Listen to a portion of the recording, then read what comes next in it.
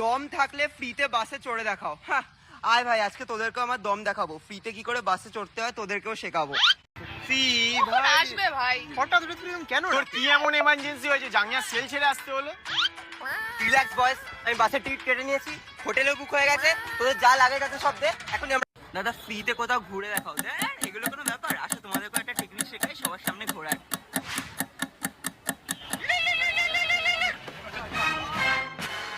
অনেকক্ষণ মোবাইল দেখলাম, এবার একটু ঘুমাই নিই।